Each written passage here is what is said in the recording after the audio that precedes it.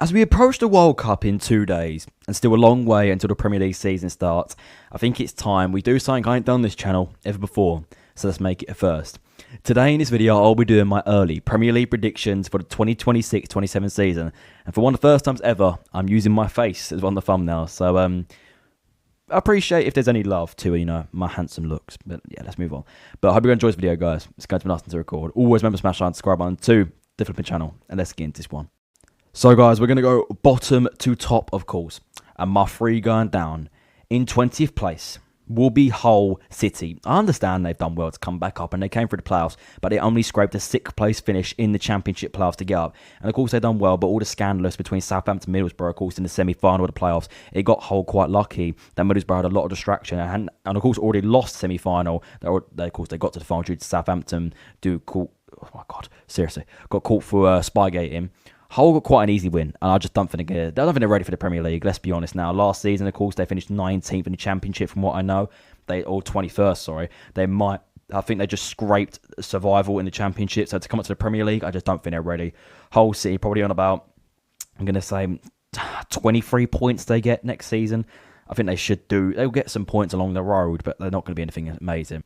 19th place, once again, is Ipswich Town. Of course, Ipswich finished second, again, automatic promotion, but I just don't think they've got it. Of course, last time the Premier League in the 24-25 season, they finished 19th as well, getting relegated straight back down. But of course, finishing second, but they were a little bit off Coventry, didn't really have a lot of chance of winning the Championship. So I don't think they're really convincing Ipswich. I don't think they're about it. I think they're one of the best in the Championship by far, let's admit that. But I think there's such a big gap between the Championship and the Premier League. I mean, I think Ipswich will struggle when they come back up. Now losing Kieran McKenna, who's going to Fulham, I think it's time that Ipswich are going to go straight back down again to the Championship. We might not see them for a while yet. And the last one, which could be very controversial, is Nottingham Forest. Of course, in the Europa League last season, who got knocked out in the semi-finals by Aston Villa, they had a decent season. But rumours looking like Morgan Gibbs-White could leave to Arsenal this summer, and Igor Jesus possibly looking for a new destination in the likes of Fenerbahce, looking at him in, of course, a lot of leaks. Forest could be going down because if they lose their star man in Gibbs-White, and Elliot Anderson, of course, looks to go to Manchester City this summer, two big men going to the two top teams in England right now could really, really hurt their quality.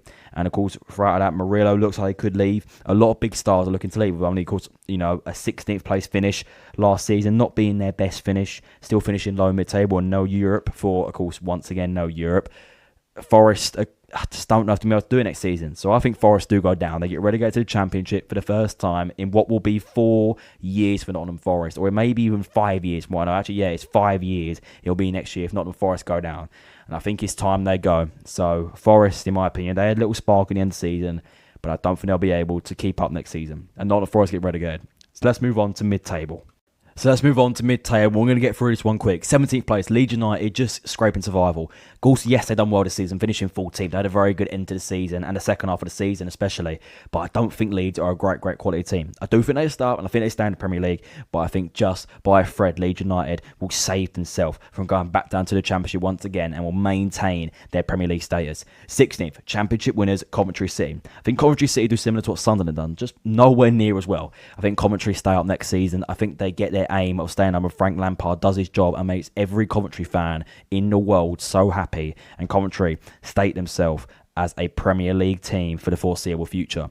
15th place, Sunderland, who I think will win the UEFA Europa League next season. And I know it's stupid, of course, because now, of course, Palace win the Conference League, finishing 15th or 14th, I think it was, last season. And then the season before that, Tottenham in the Europa League, finishing 17th. I understand this could be, just like a safe prediction. Let's just say, I couldn't find the word for a second. But I think Sunderland, they do win Europa League, but I think they won't have as good a league season, finishing 15th place, but qualifying for the UEFA Champions League for the first time in their history, from what I know.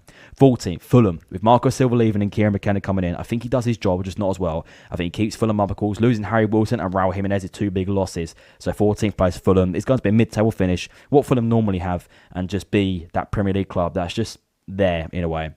13th place, Crystal Palace, losing Oliver Glasner, and PDA Sage coming in from Lens, I think it is.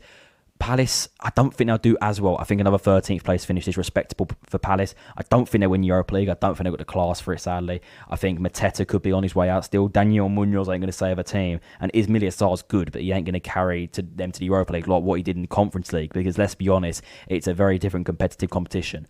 12th, Everton. Everton are just that 12th place team, aren't they? They're not going to get Europe, but I don't think they're going to get relegated anymore, like the fear they had a couple of years ago. They've got a suitable team. If they get Iliman Ndiaye, yes, they could push for a top 10 finish, but I think they might be in that late European race like this season was, but I think eventually they might fall off at the end of the season, finishing 12th once again to have another mid-table finish. 11th, Brentford, finishing 9th this season. I think their little merry-go-round form ends. I think they finish 11th, which is still a great finish for Brentford, but I think they go back to the bottom half. Of course, Keith Andrews doing a great job. I think he does well, but the likes of Igor Thiago, rumoured to leave the club with Manchester United looking, scouting him and everything. I think if he leaves, I think it could be a worse finish for Brentford. But if they keep him, I think 11th is suitable. With still Kevin Schade could be on his way out. 10th, Newcastle, with a lot of players looking like they could be on their way out. Bruno Gumrias, Sandro Tonali, Nick Waltemade. There's a lot of players that could leave, and I don't think it's going to be straight back to the Champions League for Newcastle. I think it's going to take a while. So I think 10th players could be the best finish for Newcastle next season. Might not mean any European football, but I think this could be a rebuild phase for Newcastle where they get back into them European spots eventually. But next season, it's just adapting to maybe the losses of two of the best midfielders in recent history. 9th place, AFC Bournemouth, which this could be a very, very high prediction. Of course, qualifying for the UEFA Europa League, but losing Marcos Senesi, Antoine Semenyo in January, and other players like Evan Nilsson could still be on his way out. It could be a shocking finish, but 9th place for Bournemouth still would be a great finish if they do get that. I don't think they win Europa League. I don't think they've got the class for it, like I just said with Crystal Palace. But I think they will go far. But I think Bournemouth, if they get that top 10 finish, they might not get Europe again. But for Bournemouth just being Europe once is so big for their club. It's an absolute massive thing. So Bournemouth finishing 9th is a good finish. But let's move on to the juicy stuff, the European qualification places. Alright then, let's kick it off.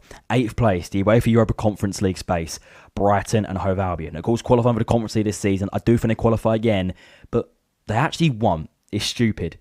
Brighton will win the UEFA Europa Conference League next season. It's easy to see. Brighton will win their first ever competitive trophy in their history, meaning they will get UEFA Europa League football, meaning Bournemouth will qualify for Europe next season. That's the jinx I had when I kept saying it's a very shocking prediction, but you didn't know what I was going to say next, of course, which I mean that Bournemouth will still qualify for Euro next season, but just by Brighton winning the Europa League, they'll get the Conference League space. So Brighton will win the Conference League, finish 8th once again in the Conference League space, but will be in the Europa League the next season. 7th, Chelsea. With Xabi Alonso coming in, this needs to be a big rebuild season for Chelsea, but I don't think they bounce back into the Champions League immediately. I think it's going to take time. Unlike Mauricio Pochettino a couple of seasons ago, when he came in after a 12th place finish, an absolute disastrous season, he couldn't turn things round immediately. I don't think Xabi Alonso is going to get everything he wants this summer. Of course, with strict transfer business and, of course, a lot of financial fair play, FFP problems at the club, there might not be a lot of players that can leave and not a lot of players that can come in. I don't think he might have his right squad. I think 7th could be the respectable finish. Getting UEFA Europa League football next season, getting Chelsea back in Europe where they should be, could be still a decent finish. 6th place, my club, Tottenham Hotspur. I think we'll bounce back. I think we'll come back as a better side. Roberto De Zerbi starting to get his signs. The likes of Marcos Senesi, Bournemouth player of the season, Andy Robertson, the experienced Liverpool legend, Savinho still rumoured to come in, Jean-Paul Van Hecke from Brighton still rumoured to come in, and a couple others as well. It could be a really big comeback season. Spurs coming off 2 17th place finishes and no European football next season. It's the season where Spurs need to have their revival arc. And I think 6th place, getting UEFA Europa League football, which still could result in Champions League football if stuff goes their way. I don't think it will, of course, because that would mean that either Bournemouth, Sunderland or Crystal Palace would have to win the Europa League and finish 5th, which ain't going to happen. So I think Tottenham getting UEFA Europa League football is absolutely perfect. Thursday night's back at the Tottenham Hotspur Stadium. Of course, need 2 seasons on after winning UEFA Europa League. Going back to the competition could be the best thing for the club. 5th place, the first Champions League spot is Aston Villa. Of course, the champions of the Europa League. Villa will get Champions League football next season. I think they should. If Unai Emery stays, of course, and still keeps his squad, Villa should get Champions League football. I don't think they win the Champions League. I don't think they win anything next season, but still getting Champions League football could be a really, really big thing to try and keep their financial stuff in good tack because they've always had financial problems in the last couple of years. But getting 5th place, just beating Tottenham to that Champions League spot could be massive for them. That fight could go down to the end of the season with maybe Chelsea coming in involved, but maybe dropping out in the last couple of games. I don't think we'll get Champions League, which I think Villa will leapfrog us into. So Villa, get Champions League football. But now, it gets to the juiciest part of them all, the UCL last qualification places and the Premier League title. So here we go then, let's get it on. 4th place, Manchester United. Of course, finishing 3rd this season was massive for them, but I don't think they'll retain that 3rd place finish. Yes, I think they'll still finish 4th, but I just don't see Man United winning anything next season. I don't know why. I think Mark Carrick's done an absolute excellent job, of course, taking them from 7th to 3rd in only a couple of months and only losing 2 out of 20 games, I think it was, which is immense to Man United in their recent form and their recent history. That is impeccable. Not a lot of managers will be able to say that they've done that in their recent history. Man United finishing 4th, maybe getting Champions League football once again, could be big for them. Man United want to retain that status of being in the Champions League every season, trying to get to the heights they were under Sir Alex Ferguson. It will take a long time, but slowly but surely they could push back. But next season, I think they might have a couple more losses. Carrick might get found out, which means I don't think they'll get a 3rd place finish.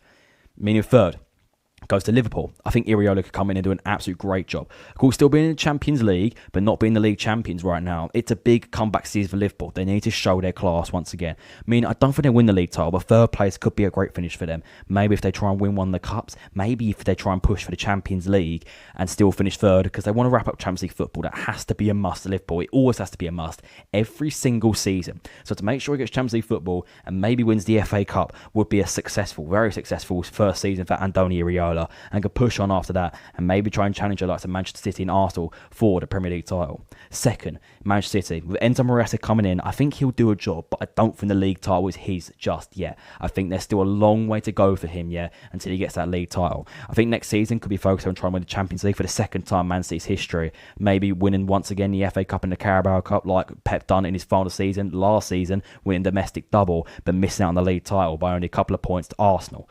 I don't think he'll win the league title when Enzo Maresca, but I think he'll have a successful season, finishing 2nd once again. City will challenge the title, but I don't think they'll win it. Meaning 1st, it's still painful to say, but it'll be Arsenal Football Club. Arsenal will win the 2nd Premier League title in 2 years and will go back to back. I think they are the best team in England right now. Of course, getting to the Champions League final as well was a big achievement for them, but let it all work out. Mrs. Penalty and Gabriel skied it, which was, still amusing to this day. Let's just say that. I think they should win the league next season, and if they don't, it's absolute failure, because this needs to be Arsenal's period where they have to dominate now. They've probably got the best squad in the league all round, like William Saliba, Gabriel, Victor Gyökeres, David Wright. They've got some great players right now. They can't moan, and if they don't win the league next season, lose it to either Liverpool or Man City, maybe even Man United, that is a disgrace, because that just shows you the inconsistency and how much a banter club Arsenal Football Club really are. They finally won their league, and I think they'll build on that momentum. Arsenal might be your 2026-27 Premier League champions. But this is my early predictions. I'll make my actual predictions when it gets to late or maybe even the start of August. We'll see how it goes. But soon, my World Cup predictions will be coming as well soon. But thank you all for watching. It has been awesome to record. Always remember to smash that subscribe button to the Film channel. And I'll see you all day faces soon. Goodbye, guys.